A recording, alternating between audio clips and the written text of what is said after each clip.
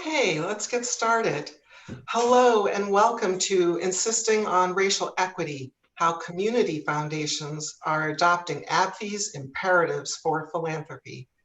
My name is Angela Brown, Vice President for Policy and Program here at CF Leads, and I'm just going to go over a few housekeeping items.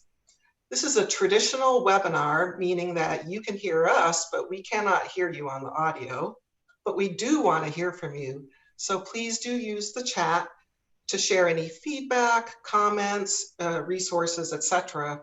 for your colleagues. You can control if you want the message in the chat box to go to just the panelists or to go to panelists and all attendees. Just click on the toolbar and make sure you use the drop down to select panelists and attendees. And we'll be monitoring the chat throughout. We also ask that you use the question and answer box for your questions to any of the speakers, and we'll be monitoring that throughout as well. If we have any technical issues with the connection in today's webinar, we will be using this phone as a backup, the phone that's listed, should there be any disruption to the technical aspects of the webinar, and you can use the number to call in. We'll be sure to let you know if that should take place. This webinar is being recorded and we'll be placing it on the website. Following the webinar, you will be receiving an email with a link to a survey that's designed to help us get a fuller understanding of funds that are set up for purposes of investing in Black communities at community foundations, and also funds that are by and for Black donors that are hosted at community foundations. So to all our community foundation colleagues, we urgently request that you do complete the survey. So with that, I'm going to turn it over to CEO of CF Leads, Deborah Ellwood, to go ahead and start, give the welcome. Thank you, Angela. Thank you so much. Hello, everyone. I am Deborah Ellwood. I am President and CEO of CF Leads.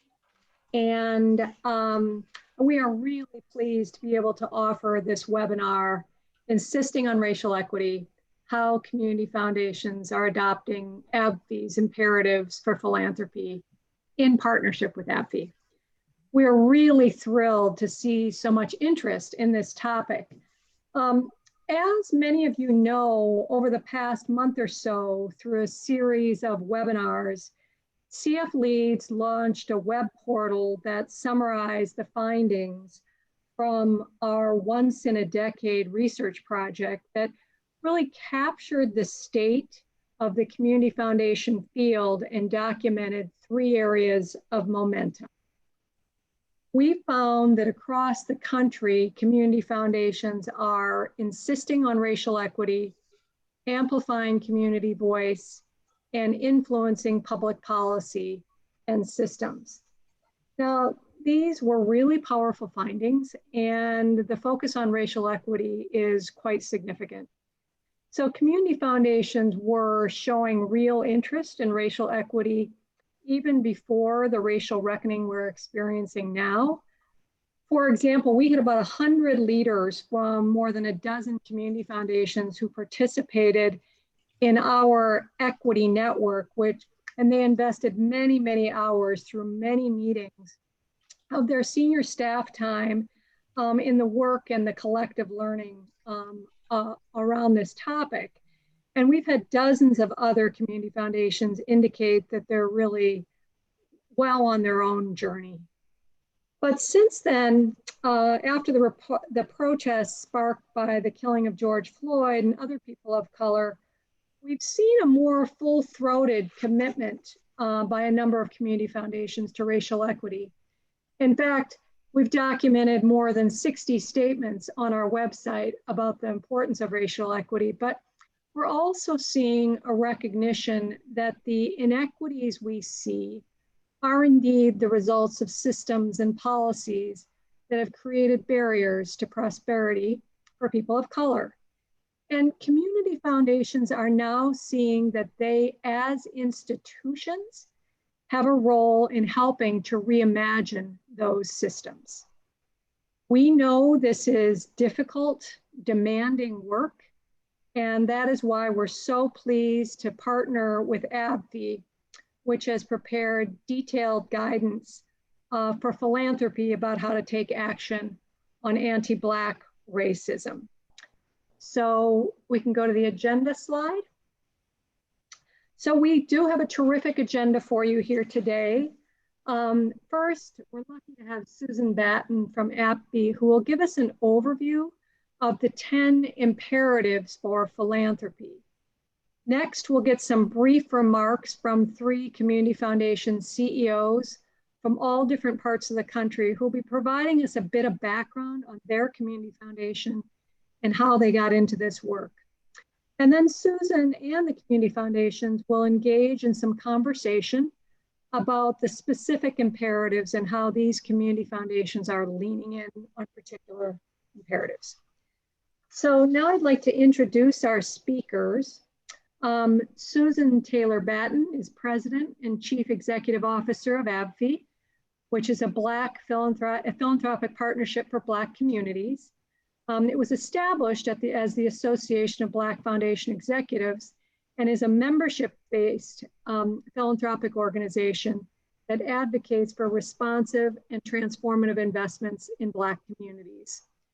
Prior to her work at ABFE, Susan spent more than 25 years in both the public and private sectors, including at the Annie Casey Foundation, the U.S. Department of Agriculture, where she directed research and evaluation on food assistance programs, and then also in the government of the District of Columbia, working on initiatives supporting children, youth, and families.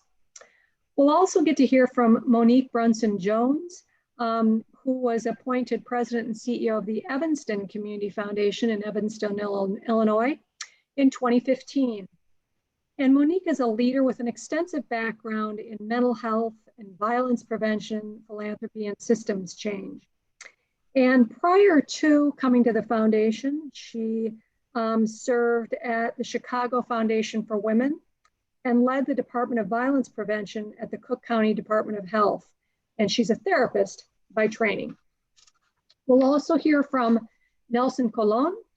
Nelson is the president and CEO of the Puerto Rico Community Foundation, and he's been there in that role since 2000. And under his leadership, the foundation has initiated a whole number of programs, including the Middle Schools Renewal Initiative, the Community Housing Development Organizations Program, the Institute for the Development of Philanthropy, and many others. After Hurricane Maria, which we all, of course, heard a lot about, the Puerto Rico Community Foundation led the charge in creating equitable access to energy through solar communities in Puerto Rico. Nelson previously directed and founded the Caribbean Project for Peace and Justice of the American Friends Service, and he directed the Hispanic Office of Planning and Evaluation in Boston. And last but not least is Peter Dunn, who is president and CEO of the Central New York Community Foundation, where he became the president and CEO in 2008. And the Central New York Community Foundation is the oldest, largest philanthropic foundation in the Central New York region in Syracuse. Previously, Peter was vice president of philanthropic services at the California Community Foundation in LA. And he also, in the mid-90s, served as program coordinator for community foundation services at the Council on Foundations in Washington. And he began his nonprofit career at the United Way of Buffalo in Erie County in 1993. So welcome to all of you. I will now turn it over to Susan.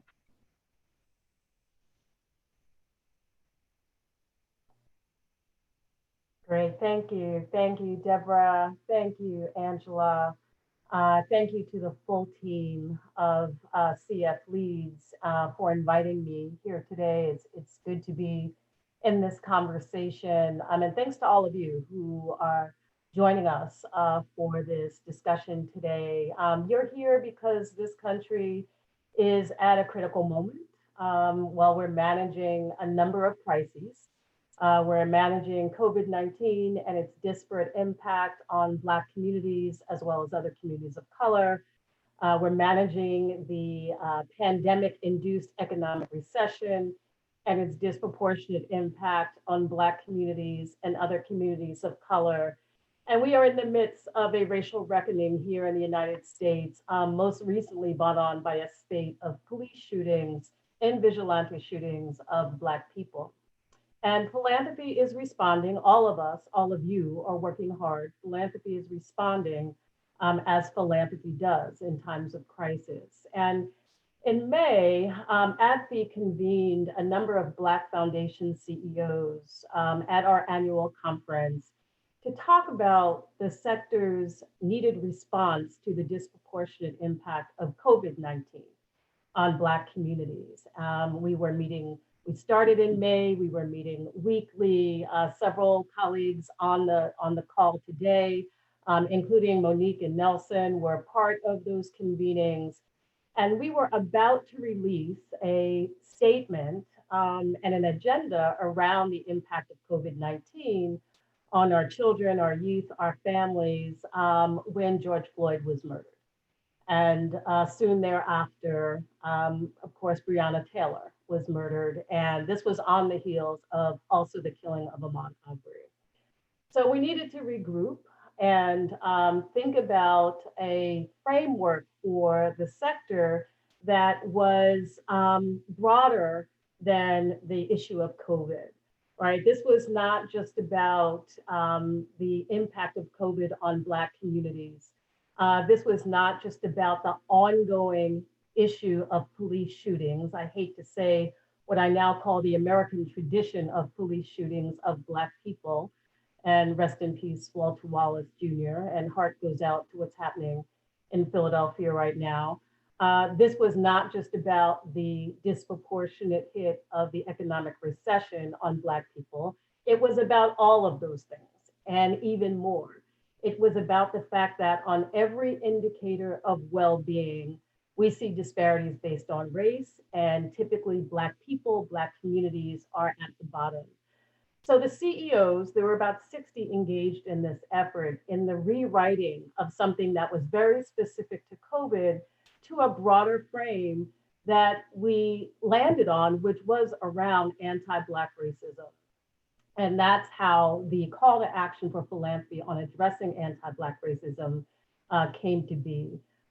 This platform has now been signed by over 80 Black Foundation executives, and I'm really here to share the platform with you today and hope that it actually provides and to be an organizing framework for your work in your foundation, as well as potentially the work of community foundations in solidarity together.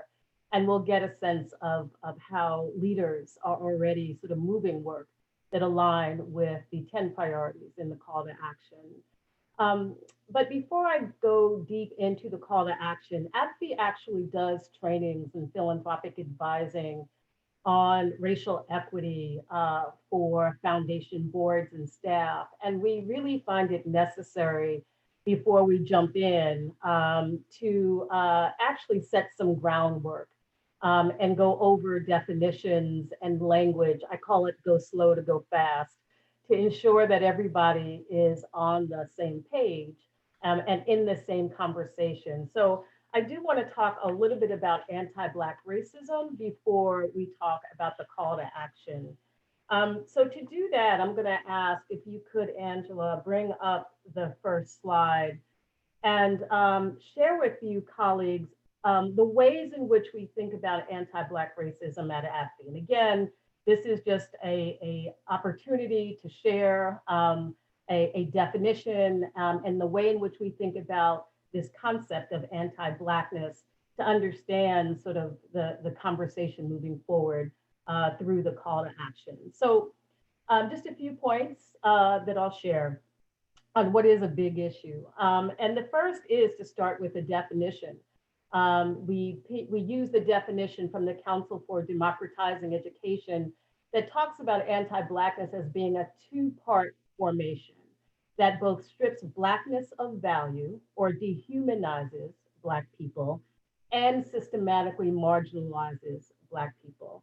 And it's important to really think about this in two parts. This notion of dehumanization, what allows for inhumane treatment of Black people, people in general, right? When we think about the systems of enslavement in this country, Jim Crow laws, or we think about what actually allows a police officer to strangle someone with their knee on someone's neck for 8 minutes and 46 seconds, literally helps us understand how you have to dehumanize someone or a group of people to treat them badly. And it's why we're always listening to the narratives in this country about Black people, about immigrants, right, that actually set up the conditions for policies and practices to treat people badly. So thinking about the dehumanization piece of this is really important, as well as the systematic marginalization. And that's more of what we understand as systemic racism, right? Both structural racism, institutional racism, and the like. So that's sort of the definition that we just offer on anti-Blackness and anti-Black racism, given the framework for the call to action that we offer to the sector.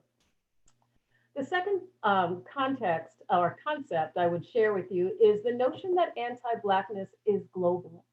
I often say to understand what's happening to Black communities in this country, it's important to travel around the world.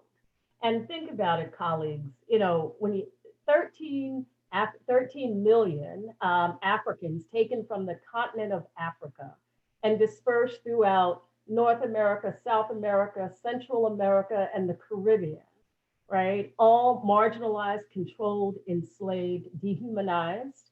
It really helps us understand that this is a global phenomenon. And it's one of the explanations for why when George Floyd was murdered, you saw Black Lives Matter marches all around the world because people of African ancestry, people of African descent share this experience around the world. So understanding how big and dynamic anti-Black racism is here in the US, also we must understand that this is a global phenomenon. It's huge and it's again, extremely complex. The third concept is one we share that anti-Blackness yields colorism, even within groups. And this is difficult information. These are difficult discussions to have, even within African descendant communities, but also for folks to understand, even in other racial ethnic groups, right? Anti-Blackness shows up. And so when we talk about doing work on anti-Blackness, it's important to understand that we are talking about doing work in Latinx communities and Asian American and Pacific Islander communities. We can talk about the experiences of Afro-Latinos, which Nelson can share better than anyone on this call, or darker skinned Latinos, or darker skinned Filipinos, or darker skinned Indians, right? Anti-Blackness shows up in other racial ethnic groups outside of what we deem as the Black community. So anti-Blackness yields colorism, and again, impacts not just folks that identify as Black, as I've discussed. And then the last is sort of a summary point around anti-Black racism. And we say at ABFE, it is the foundational architecture for the strategies, tactics, and tools that maintain racial oppression and exclusion in the United States. And I actually would say around the world. And so I often say that this country perfected the system of racism on the backs of Black people in this country. And it's not that other communities of color don't experience bias, discrimination, and racism because other communities of color do. But when you think about the time, the resources, and the effort that this country put into marginalizing and controlling Black people, 400 years of enslavement that led to another system called sharecropping, that led to another system called Jim Crow laws and policies, that led to another system called mass incarceration, if we understand sort of the work of Michelle Alexander. A lot of time and resources and effort went into creating systems to marginalize and control Black people in this country. And it's a unique experience that we face, again, as people of African descent in this country, and it continues today. So I just wanted to give you that very sort of brief, high level, and quick sort of frame around anti-Blackness. Again, the CEOs that signed on to this call to action were not just calling out COVID. We're not just calling out police brutality. We're calling out anti-Blackness and all the ways in which it shows up on different indicators of well-being. So we're hoping that the sector is taking the time to understand this in this moment of the movement for Black lives. So with that, let me turn to the call to action and ask Angela if you could bring up the second slide and just share with you a very high level overview of the 10 priorities or imperatives, we call them, in the call to action. Colleagues, there is a, I believe, 6-page document that really goes deep into each of these imperatives. But let me just share very high level with you what's included here. The first priority, which I really see as the North Star of the call to action, is to build agency within Black communities by investing in Black-led organizations. And again, a lot of the work that we're doing in the sector around issues of race and racism requires definitions and shared language. And so when we say Black-led organizations at ABFE, and I know many of you are using this frame as well, we're talking about those organizations that are really rooted in Black communities and have predominantly Black boards, Black staff, and Black constituency. And some would even go as far as to say, and whose mission is to explicitly uplift Black people. And we've put an emphasis, there are a broad range of Black-led organizations in this country. There are those that do direct service. There are those that do power building and movement building. We talk about Black-led social change organizations as a particular group that are about building political and economic power in Black communities. And so what I'm really excited about, and we'll hear about one today with Peter, is that there are many models now popping up at community foundations around the country where there are investments to explicitly build Black-led organizations. So that's sort of the first priority, and what I say is sort of the North Star. The second is to push structural change. And again, many of these aren't new issues to any of us. But when we mention, or when we say push structural change, we are talking about investing, organizing, and supporting policy and advocacy change work, system change work, because that's how we think we're really going to see substantive change for Black people in this country. Pushing structural change also means investing in the long haul, investing in the long term and not short grant cycles. I know that there are unique roles for community foundations to play in terms of policy and advocacy, and so many of you are. And we'll hear again examples about pushing structural change vis-a-vis changing policy. But we believe at ABFE that the disparities that we see, and Deborah mentioned it, for Black communities and other communities of color are often related to policies that advantage white people as a group and disadvantage people of color as a group. So policy change, structural change over the long term is that second imperative. The third is encourage shared responsibility. And by that, the CEOs were talking about the importance of everyone leaning in this moment, that this wasn't just a time for Black leadership in this sector to highlight the importance of investing in Black communities, but that we needed colleagues and allies from the entire sector to lean in with us. We believe, the CEOs believe, that we have a shared fate in this country. What happens to Black communities actually impacts the well-being of all people. There's interesting work that's gone on about the building the business case for racial equity, for example, that can play into this issue of shared fate that then requires shared responsibility. That's the third priority.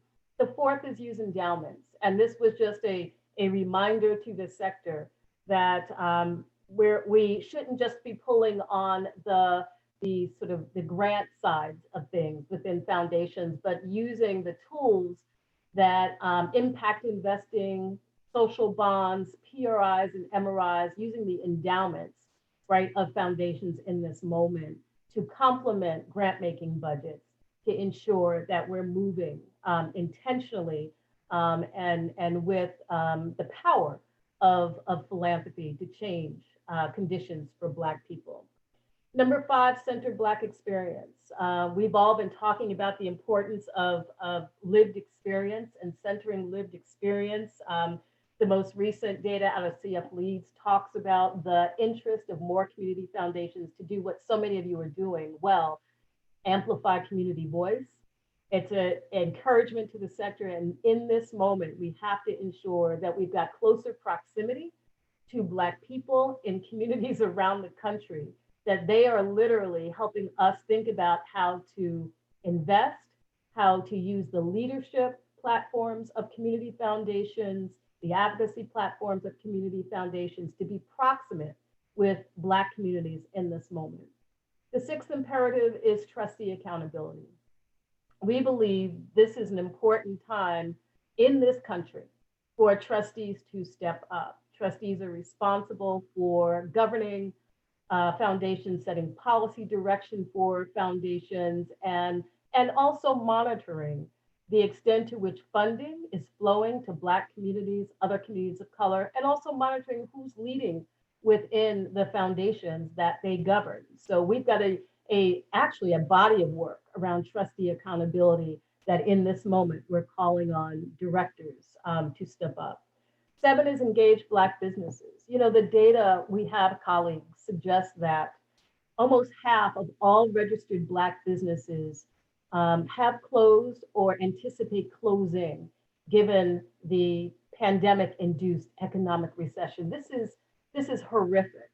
And given that we know this country has a racial wealth divide, you know, we're exacerbating that through this recession. So now is the time that foundations that are not only just grant makers and leaders in terms of policy and being conveners in communities around the country to literally engage with Black businesses, because foundations are also economic engines. And so this is an encouragement for funders to think about who they're hiring in terms of professional services, investment managers, right? Search firms. There are ways in which we can lift and support Black businesses, even when some of the federal response, like the payroll protection program, unfortunately, unintendedly, did not support Black businesses at a proportionate rate. So this is a critical time to think about how to engage Black businesses. Number 8 is lift up gender. It is a encouragement again that we dig deep, disaggregate data deeply to understand the impact of COVID on Black communities. We know there are differential impacts by gender. Black women are losing their jobs at a higher rate. Black men are dying at a faster rate. Black, gay, lesbian, bi communities are at additional risks. And so the notion here is to pay attention what's happening, not just within the Black community, but looking at it through a gender and gender identity lens. 9 is reach to the diaspora. As I mentioned, our anti-Black racism is global. And this is an encouragement to many of funders that are funding internationally to not sort of stop their work around racial equity at the borders, within the US borders, but ensure that we're thinking about how issues of anti-Blackness are showing up with the pandemic, around police brutality, other issues as well, health issues, education issues globally. And then the last is around addressing disparities in prison. And this was a concern of the CEOs, the signatories on the call to action, a population, in prison, already disproportionately Black and Latinx, right? That often is invisible. And so we know that there are breakouts of COVID in prisons around the country. And now is the time to think about prison reform in a more intentional way, but that we don't want to forget this vulnerable population. So that is a very high level and very quick overview of what's in the call to action. I'm happy to talk about any of these imperatives intentionally in the Q&A. But I do want to now bring in my colleagues, Monique, Peter, and Nelson, who are doing the work to really talk about, first and foremost, just their foundation a bit and where they are on their journey around racial equity, addressing anti-Black racism. And then we'll get into a conversation about how work is moving in each of their institutions aligned with some of the priorities in the call to action. So I want to welcome you all to the discussion, and each of you will talk, I know, just for a few minutes, and we're going to start with you, Monique. So let me hand it over to you. Good afternoon, everybody. Thank you, Susan. It's great to see everyone here for such an important topic. My name is Monique Brunson-Jones. I'm the president and CEO of the Evanston Community Foundation, just north of Chicago on the North Shore. We're a tight-knit community, 75,000 people, 8 square miles, and considered a resource-rich, very diverse community, a community that's really ready for racial equity. The foundation is 34 years old. It is, of course, place-based right there. All of our energy goes into Evanston. But we are also a fundraising entity, so we're not fully endowed. We are blessed to be at a $28 million endowment. A quarter of that is unrestricted. So that gives us a unique perspective on the community investments that we have, and including everyone in Evanston as philanthropists, quite honestly.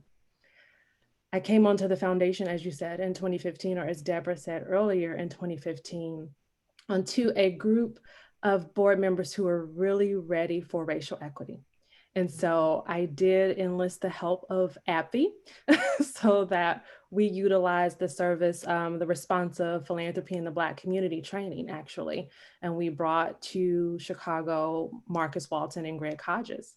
And they did start with an education standpoint. So we spent 2 full days with my board and my staff, have a board of 21, a staff of about 12, mixed part-time, full-time, to get a better understanding of what racial equity looked like in our work, both community investment and fundraising, and in this space. So we took the time to dig deep and get those terminology right and the history right. Evanston is not immune from redlining. It's not immune from anti-Blackness. It's not immune from racism. It's just a smaller sort of space for it. So the path that we've been on is to repeatedly apply racial equity lens to our work and to our fundraising in an effort that actually has proven right now to give us a real good foundation for how we are helping the community mitigate what's happening with COVID and racial inequities. So in a nutshell, that is the Evanston Community Foundation. Thank you. Thanks. Thank you, Monique. Nelson, let's go to you next. A little bit about your foundation and your journey on these issues. Sure. And Susan, thank you so much for such a wonderful framework. And it really sets the stage for what I'm going to share. So let me say just a little bit about the Puerto Rico Community Foundation, which has interesting intersection with this framework. So let me say to start that the Puerto Rico Community Foundation was founded by the diaspora. So it was Puerto Rican from the US who came together and decided that Puerto Rico needed what they call at the time a philanthropic social change agent. We started from the very beginning, from having those roots. And then the work of the foundation, that now the foundation has combined assets of close to 40 million. And essentially ours, it's it's a grant-making foundation, and it is an operating foundation. So we use the two tools simultaneously. So basically, on one hand, we award grants, but if there's a need to bring resources, to bring the capacity of communities in Puerto Rico, then we will do so as well. So along those two tracks, the work on the foundation evolved from being a project-oriented foundation. Then we went through a period of developing programs, such as programs in education, health, the arts, and so on. And this is sort of a staircase history. Then we moved to the third stage, which was mostly focusing on focusing on systems, focusing on the education system, focusing on the health system. Then we learned from those three previous stages and moved into the what I call the fourth and fifth stage, which is close to movement building. So we launched in Puerto Rico, as you mentioned, the Puerto Rico Wants an A, and that was an effort to organize the community around very high academic standards for public schools in Puerto Rico.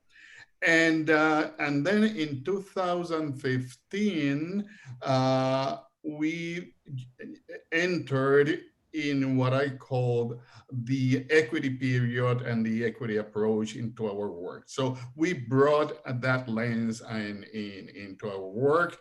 That new direction was sparked by our brother, Bob Ross.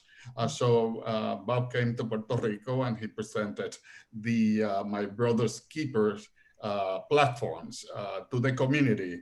We had a very positive response, and now we are working mostly along two lanes. One is racial equity, the other being gender equity.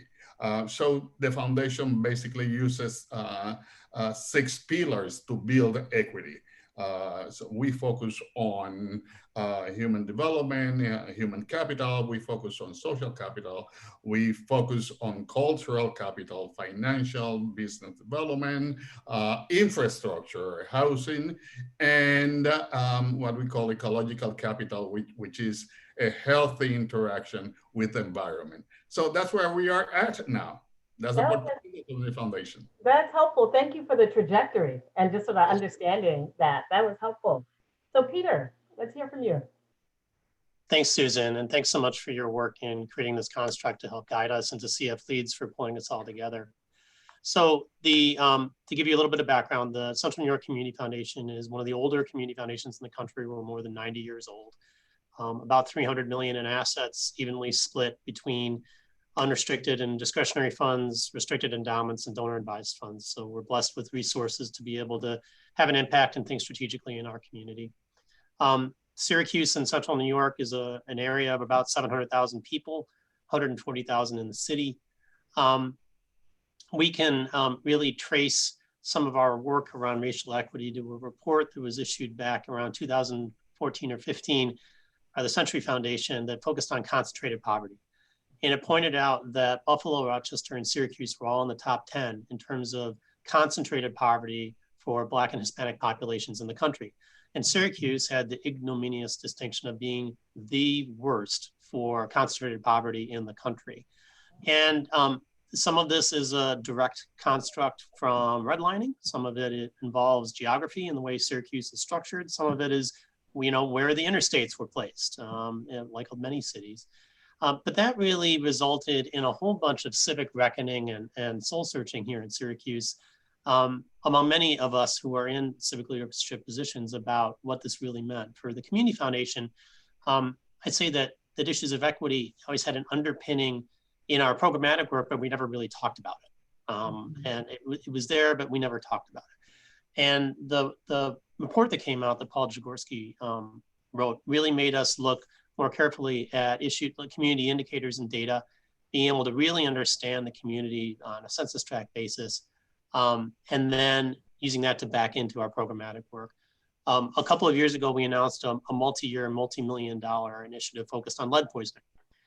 There are census tracts in Syracuse where 25% of the kids are poisoned with lead. It will not surprise anyone to know the racial composition of those census tracts, which also dovetail neatly with the redlining and other constructs that we're familiar with. So lead poisoning in Syracuse is a racial construct. And that experience and the leadership that we started to activate with that work, because we started to deploy PRIs, we took our first initiatives around public advocacy and public policy work in Syracuse and Central New York. All of that fed into really understanding that we needed to do some work on ourselves. So we started to do some work using different tools. The IDI tool with our staff was the first thing that we used.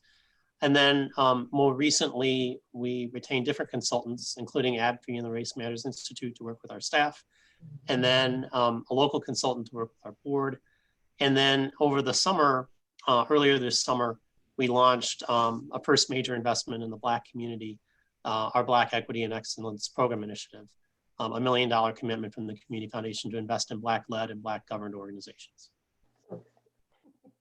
I'm so excited about that. You saw my excitement right, right there. Yes.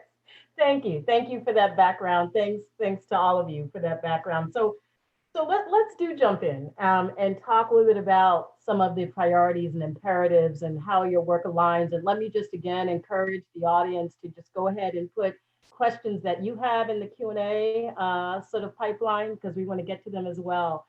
But I'm going to start right where you left off, Peter, and that priority number one, which is building agency by increasing investments in Black-led organizations. And Monique, let me bring you in first here on this. And so I know that the Community Foundation is proactively contacting Black-led nonprofits to encourage them to approach the foundation for funds. Talk a little bit more about that, how that's playing out, and what you see in terms of the ability of these organizations to expand their resources.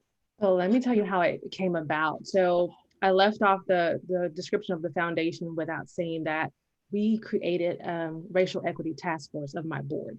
Mm-hmm. As a result of that, the task force asked, of course, for feedback, which we need from the community. So in 2018, we conducted focus groups of our Black and Latino community members. And one of the biggest things that came out of those focus groups were we asked the question about making sure that there was space at our table for leaders of the community to come. And the result was, well, why do we have to come to your table? Why can't you come to ours? Why can't you come to our community, learn about our community, be present in our community, and then work from there? So that's exactly what we did. My staff make an effort to attend. We have 9 wards in Evanston, so they make an effort to attend ward meetings, share information that's happening at the foundation, solicit information so we know what's happening in real time, so that when an application comes through our doors or virtual doors, we can understand the context of that. So we made more of an effort to be in community, learning about Black-led organizations and knowing what's happening before a pen hits the paper. We also made sure that we encouraged grantee organizations, or even if they weren't nonprofits, they were community-led groups, to call us first. Let's have a full conversation before you take the full effort of then putting pen to paper to create an application that may not make it. In an effort to do that, though, Susan, we actually had to change our grant making processes. So we have organizations that will get funding because they're great, they're doing really good work, but they can also write a really good grant application. And that compared to an application that was thought of in the throes of all the mess that's happening in our community might not look as fancy. It might not be the shiny baubles that we all want, but that work is imperative.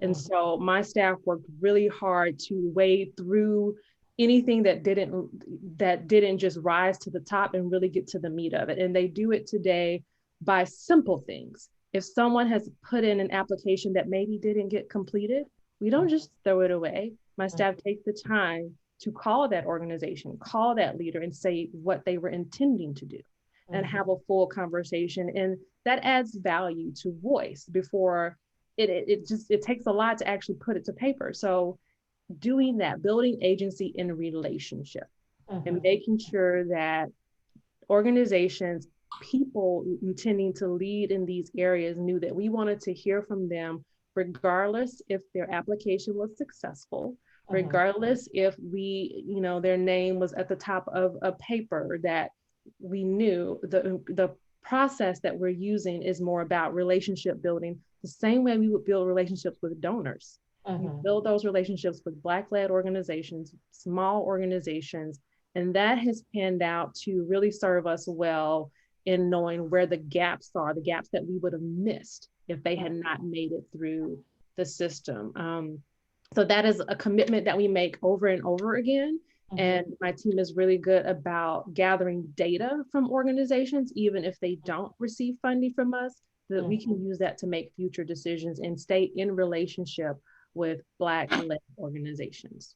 You know, it's so helpful and important to hear that relationships are really what matter. And we're finding, as you know, Monique, Black-led organizations not having the proximity, not having the relationships. And it's really interesting to hear about how things are changing structurally within the organization, right?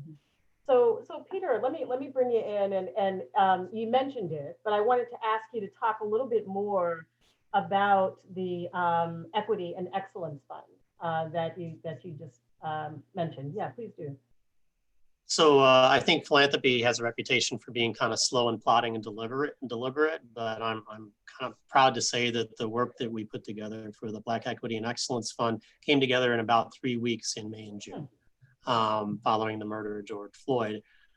Really came from our staff, was brought to our board with a proposal for us to fund $1 million from our own general funds over a couple of, probably 3 or 4 years, to focus specifically on Black-led and Black-governed organizations, following on the distinction that you mentioned before, which prompted interesting conversations, in particular with Black-led organizations with white dominant boards,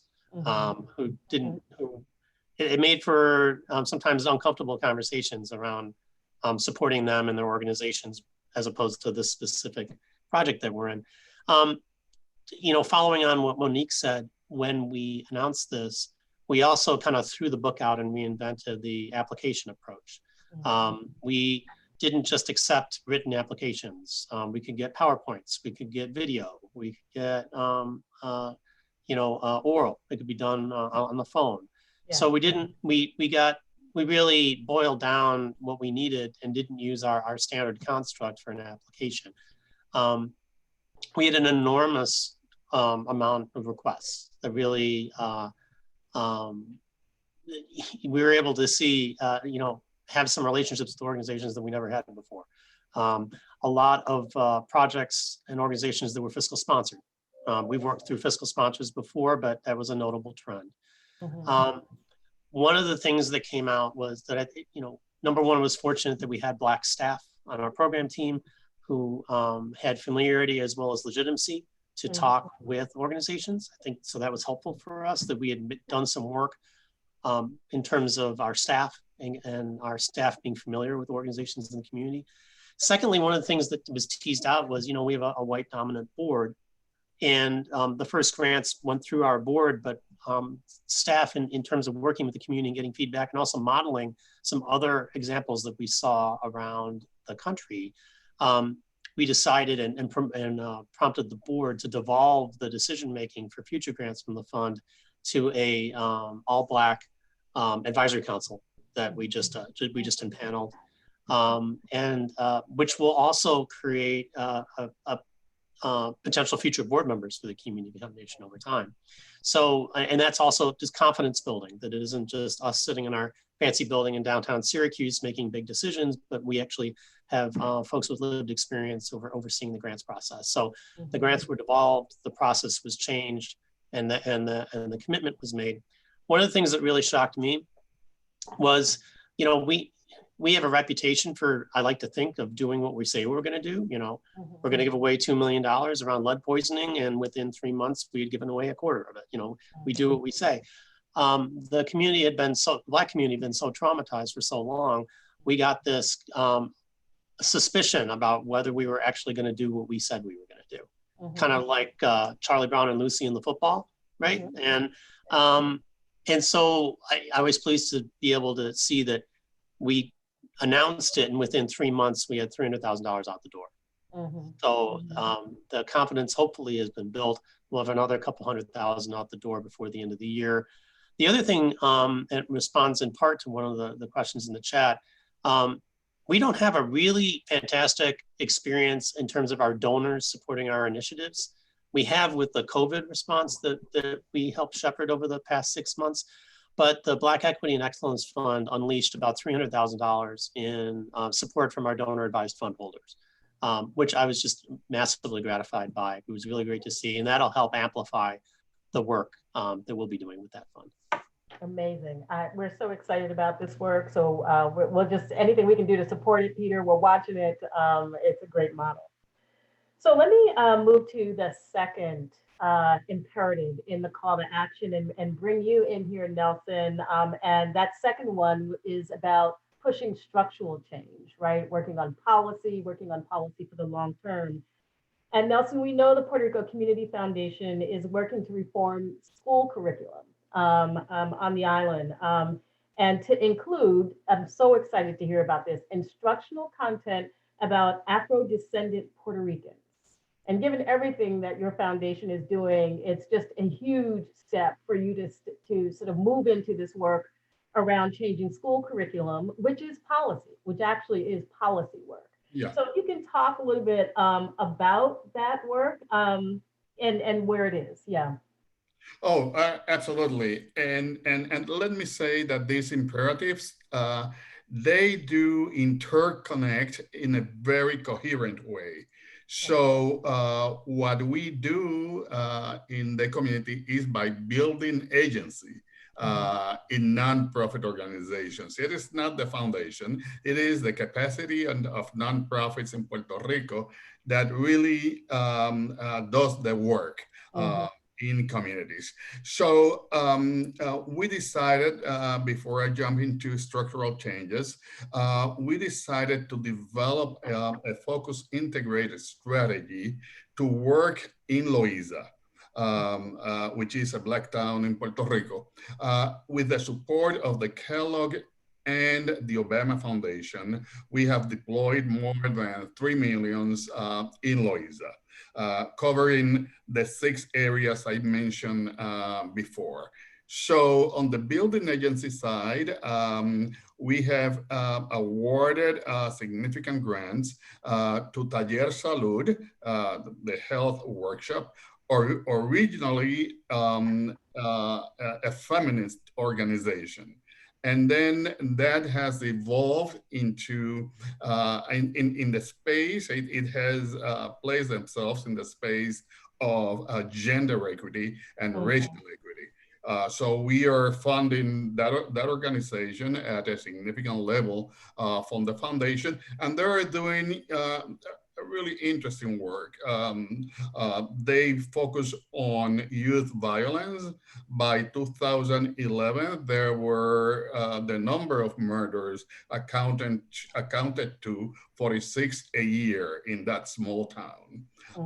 They have brought that down to 10. I mean, 1 is too many, but from 46 to 10 is a huge step. And then we also have Nuestra Escuela, our school, also a Black-led organization that is implementing high-level, high-quality education in Loíza, in the town of Loíza. So students stay there. And they're using a curriculum which is focused on peace and justice. So based on that, then we're moving towards structural change in 2 directions. We have created an alliance with the Supreme Court of Puerto Rico. That alliance has evolved into an agreement where the Supreme Court agrees to create a bypass for first offenders in Loíza. So those first offenders in Loíza, they will be in a way adopted by Taller Salud, by the health workshop. So that will be their place where they will gather their education, they will be protected by their community, they will be embraced by the business people. And then the second part of it, we have built the Peace Alliance, the Loíza Peace Alliance. So the second piece of it is after the election, start working around policy changes in the curriculum. But this time we want to do it by law. So basically, we want a legislative mandate to the Department of Education in Puerto Rico, which basically states that the heritage and the presence of Black people in Puerto Rico should be incorporated into the regular curriculum of schools in Puerto Rico. So those are different avenues, they found different routes. The foundation is taken to build equity in that town in Puerto Rico, in Loíza. Great, great. Huge work, Nelson. It's so, amazing to hear about that. I'm going to try to get one more round of questions in about the imperatives in the call to action, but then I do see a few questions in the chat, so I want to make sure that we open up. So let me move to the imperative around engaging Black businesses. And this is something that is so important to us. And I know that many of you are working on these issues as well. Peter, your foundation has utilized minority and women-owned business enterprises to oversee about 15% of your endowment. And you recently hired 2 Black-led fund managers, right? So when we talk about engaging Black businesses, we do have our eye on Black investment firms in particular. Talk a little bit about that. Tell us more about that. Yeah. So this conversation started about 2 years ago. Our outside investment consultant is Colonial Consulting, who has done some work with Silicon Valley and San Francisco foundations, who really prompted a conversation around minority-owned and specifically Black-owned investment enterprises. And so their commentary in one of their reports really prompted a conversation with our finance committee and our board about this topic. And the first thing we wanted to really understand was where we stood. And I think nationally, minority and women-owned businesses control less than 2% of invested assets. Mm-hmm. It's remarkable, right? Remarkably low. And when we did the initial assessment on our investment portfolio, we were in like the 10% plus range. And over time, as we've done a variety of shifts and whatnot, we're approaching 15%, in particular because of the 2 allocations we just made to equity managers who happen to be Black owned and led. And so I was really quite proud of that. And it made me realize that that's a whole nother part of our operation that we can point to. In the spirit of infusing racial equity throughout an organization, the investment portfolio is one of our largest tools. Mm-hmm. We're also having conversations about other things. We own a 25,000 square foot philanthropy center in downtown Syracuse. We just hired a Black owned janitorial firm for the facility. So we're looking at our operating expenses as well and the different vendors that we use. So, what are the different ways we can infuse these issues across our operations and investments in addition to our programmatic and other work? Yeah, no, we appreciate that. We're going to come back to you, Peter, with our 50 by 50 campaign pledge. We're trying to get 50 foundations to publicly sign on to a pledge to just do a better sort of job at looking for Black and minority-owned investment firms by our 50th anniversary, which is next year for ABFE, 50 by 50. So I'm coming back to talk to you about that. Monique, let me bring you in. You've supported, Monique, the creation of a new online platform to drive commerce and business to local businesses of color. Can you talk a little bit about that and what's happening there? I can. So there are two major things that, of course, happened when COVID came. Businesses closed. Our smaller businesses suffered greatly. But we also saw an opportunity to use our small minority-owned businesses to mitigate the virus. So the foundation actually worked in partnership and granted dollars for food insecurity purposes. Mm-hmm. And as we've used the businesses, we recognize that they need to be more resilient. And in order to be more resilient, they have to be infused with more opportunities to sell their goods. For lack of a better word, I don't know all the terminology for the business community. But what Evanston lacked was an e-marketplace for businesses to participate in selling their goods to larger entities. For instance, we have, of course, in our backyard, Northwestern University. Northwestern University was able to get PPE for our community at a very reduced cost. The foundation helped fund those things. Had Northwestern not had that connection with vendors to purchase bulk, we would have still been purchasing, out the wazoo for masks and hand sanitizers and things that we now need on a daily basis. So what the community led by the Black Business Consortium realized was they needed to build an e-commerce platform so that we can get small businesses on to sell their products in the case that this happens again, which no matter if it happens again, this is great. What we also saw was the state of Illinois allowed persons with SNAP benefits to actually then use those benefits to get groceries delivered to their home. They only had two places where they could get it. That was Walmart and Amazon, I believe. Well, some of our smaller businesses and grocers accept SNAP benefits. Now they didn't have customers coming into their stores to get the food that they needed. But had they been on an e-commerce platform, they could have really figured out how to deliver groceries to people who are receiving SNAP benefits. So the platform is called eLink, but it's called locally the Evanston Local Marketplace. It will not launch until December because it's personalized for Evanston. It's personalized for the small Black-owned minority businesses so that we know what is available for purchase from larger institutions, individuals, smaller communities. It will be the first that we know of that's been personalized for us, and we're excited. But the foundation invested $100,000 into it. And we intend for it to pay for itself over time, but we have to build it from scratch. And that's a really big investment in our small minority-owned businesses in Evanston. And we'll partner with the city of Evanston. We will partner with Northwestern University. We will partner with our local hospitals. We have 3-4 hospitals inside of Evanston, and they will benefit from using this same platform, being able to access these same prices at reduced bulk cost.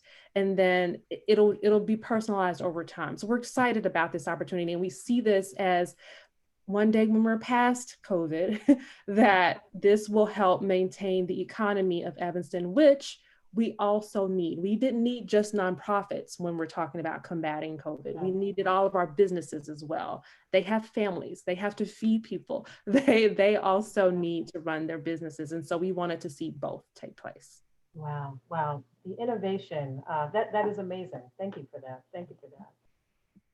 One last question before we open it up on one last imperative in the call to action, which is reach to the diaspora. And Nelson, I'm coming to you on this one. So you talk about how community foundations need to map their communities to understand the Black diaspora communities, including Latinx and other immigrants who might be in their communities. And we know it's important that community foundations respond to the question, how can I, as a community foundation leader, initiate conversations with Latinx and other immigrant communities to better understand how different communities experience racism? Nelson, you've talked about sitting tight and listening to their experience, recognizing that different ethnic and racial communities experience racism differently. This calls for foundations to listen and be braver, I imagine you would say, but talk a little bit more about your perspective on this issue. Thank you. And this really addresses the whole global nature of racism from within the U.S. and also external to the U.S. So we have been, as a foundation, first listening hard to what different communities has to say regarding their experience with racism. So in a way, my suggestion would be to look at Black communities from other places in the US, immigrants from other places, and just have the open conversation about how do you experience racism in the US, how do you experience racism in your country. So for me, that is a starting point, just recognizing that what you call the structure of racism operates not only in the US, but beyond. And secondly, the Puerto Rico Community Foundation has been having conversations with several of our colleagues regarding what we have named the Racial Equity Building Institute. And that concept is fundamentally a bridge between immigrant Black communities in the US and their communities in the place of origin. So the first deliverable that will come out of that institute is an atlas of Black communities in Central America and in Latin America. So that will help us to understand the hemispheric nature of racism, but even more, it will help us understand successful struggles, successful activities, policy and systemic changes that has been already achieved. That is the case of Black communities in Colombia. Where they were able to change the Constitution around land titles. I mean, those are significant achievements that needs to be shared. But the key point here is not just mapping, but connecting. I think that there is a lot that Black communities, Black leaders in the U.S. can share with the hemisphere to begin someplace, but also there is a lot that Black communities and Black leaders in other places beyond the U.S. can share with our brothers and sisters in the U.S. Yes, we are right there with you, and I want to work with you on these issues, Nelson. And I want to work with you. So yeah, okay, all right. We'll make sure that happens. So, let's open it up a bit. I do see some questions piling up in the Q&A box, and let me turn to Deborah and Angela and see if you want to field some of these questions to Monique, Peter, Nelson, and myself. Great. Yes, thanks. This question is for anyone who would like to answer. There was a question on are community foundations incorporating or infusing their racial equity work kind of into their business model? How do they think about their DAF holders, their component funds? So that was one of the questions. So let me address that in a very succinct way. And this is a process that we will need to move step by step, at least in the case of Puerto Rico. So we started with the fundamentals. Basically, we created the first fund in Puerto Rico for Black students. So that has attracted the interest of people who are willing to support one person, one student.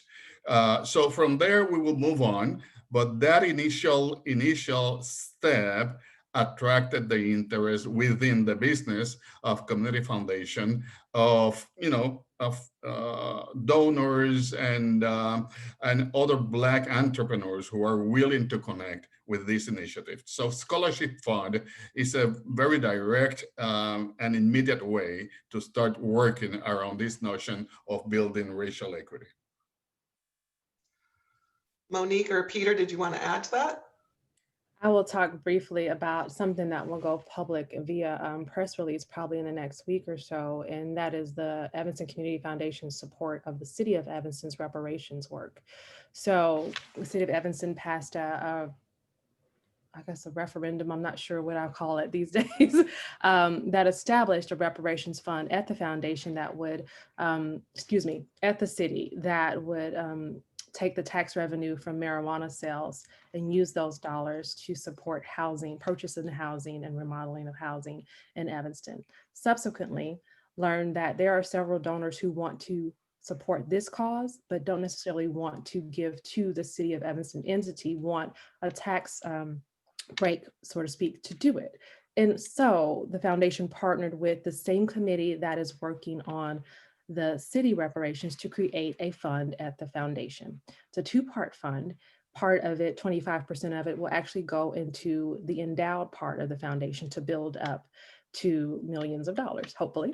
And then the 75% of it will actually be there for the committee to use immediately in support of purchasing of housing and keeping houses, sort of our family-owned houses in Evanston that need repair in order for people to remain living there. This is brand new, but it is led by the community. The foundation has agreed to hold the dollars. My board, who is not predominantly Black, will not make any decisions with these dollars, but it is in complete partnership. It is in complete focus. It is a complete equity of thinking about marginalized communities, redlining in Evanston, wealth, how to build wealth, how families in America traditionally see how they are supposed to build wealth. And this will, in essence, move the trajectory of how our families in Evanston who have been victims of racism years over years are going to benefit from racial equity funds at the foundation. Thank you. We had another question that given the high potential for impact and for building wealth among Black and BIPOC owned businesses, could there be greater focus by both donors, community foundations in impact investing with CDFIs that really do work with these audiences? What do you think? Anyone would like to take that? We have a couple of CDFIs here in Syracuse. One's a community development credit union, and the other is a housing, affordable housing developer. And the community credit union happens to be indigenous led. And our first impact investment, our first PRI was a unsecured equity investment in the credit union. And I was really pleased to see we were able to take that to some of our larger million-plus staffs and ask them if they would be willing to come along and co-invest with us, basically in a bond that pays less than it ought to based on the risk, but can be levered many times over in the form of lending out to communities that are historically underlent to. So we've had some success with that, not as much as I'd like, but it's one of those tools that we have in our toolbox, especially with some of our larger funds who wouldn't really notice the difference of a $50,000 unsecured bond to support the credit union. So that's a thing, that's a tool that I want to use more of, but it's a work in progress. Thank you. Anybody else on that topic? Okay. Oh yeah, let me share these with you. 3 years back, we launched the Community Investment Fund.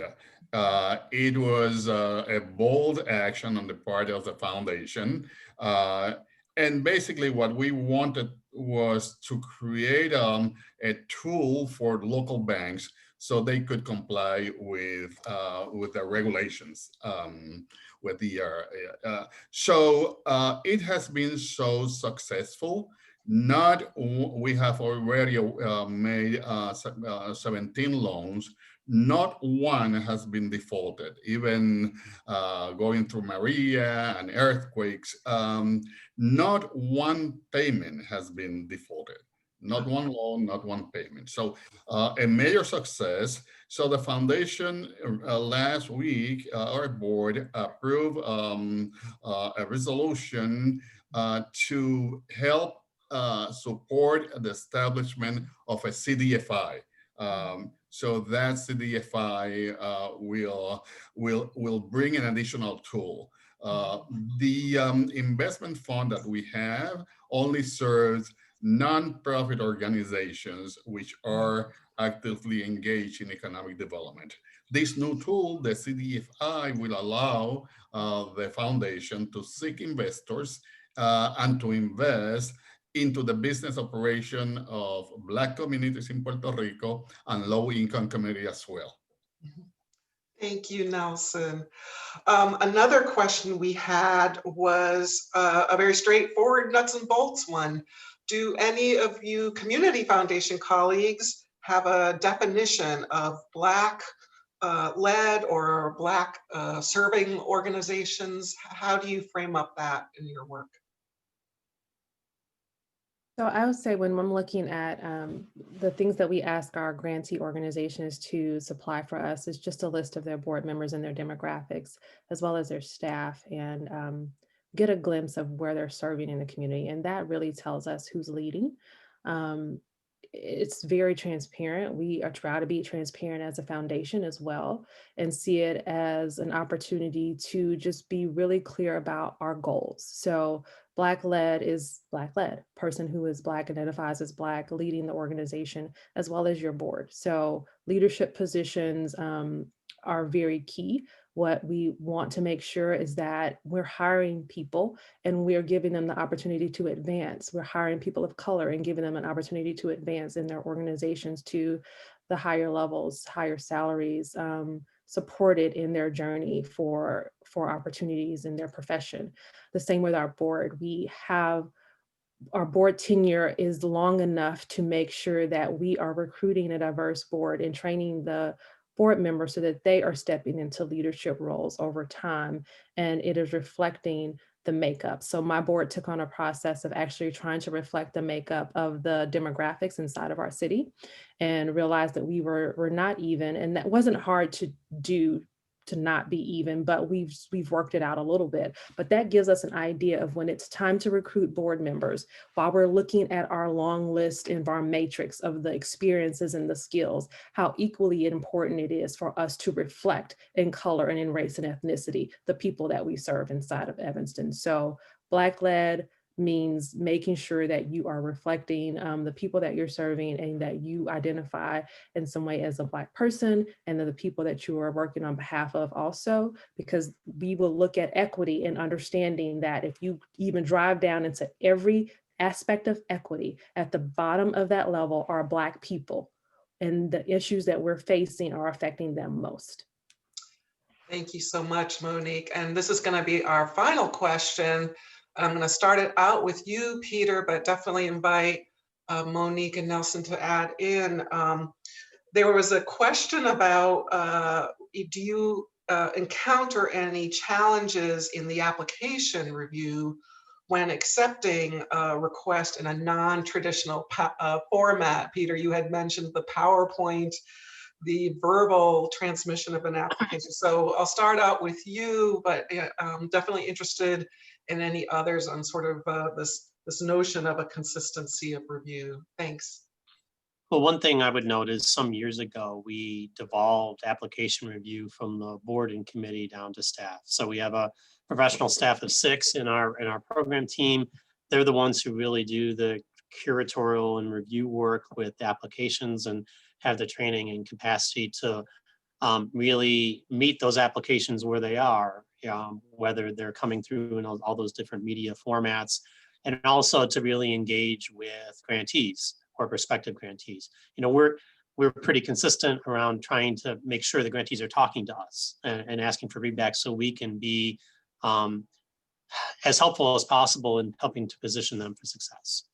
So the fact that our staff is really taking on that role, and then we're presenting a slate to our committees and board after we've gone through all that process. So I think by having staff empowered to take that on has helped address some of those discrepancies that might have shown up in a different process. Great.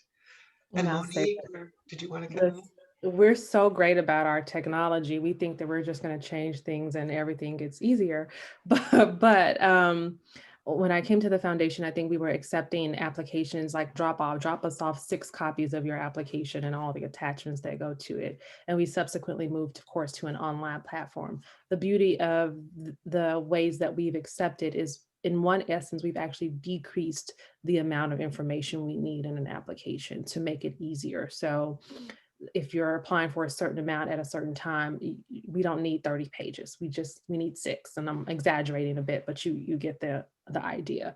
Subsequently, though, we have a process where we can look in the system and we can see if you've started an application. So even if you don't finish, we can then reach out to you and say, hey, did you mean to leave that there, or did you just forget to send, hit the send button? And this is all empowered by my staff, who then utilize a community-led committee who reflects the population of Evanston to review. And they share the discussion, they share the ideas, they share everything that comes ahead, and then make the recommendations to my board to make the funds. Mm-hmm. Thank you so much. And now we're going to turn to Deborah Ellwood to close us out. Deborah? Susan, did you want to make any concluding comments at all? I just want to thank everybody for the work that you all do, the leadership that you all provide. I've said it before, Deborah, that I really think community foundations hold the promise when we think about, philanthropy and our sort of ability to contribute to equitable opportunity for our people in this country. I think community foundations hold the promise. So I do hope that the call to action is something that might be helpful, again, to each of you individually, or thinking about how to work in solidarity with other community foundations around the country. So looking forward to working with you, Deborah, and CF Leads and your network as we move forward on this. So thank you.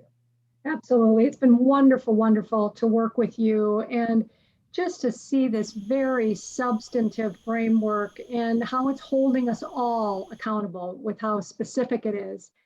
And then just to thank you at the community foundations, and to share with us the specific actions you have taken and the very concrete steps you have taken. This is not theoretical. And I hope that all of you joining us here today can take some of these ideas and implement them back home. That's what's so wonderful about community foundations, is that we all can steal shamelessly and thank profusely from others who are doing great work. So thank you all.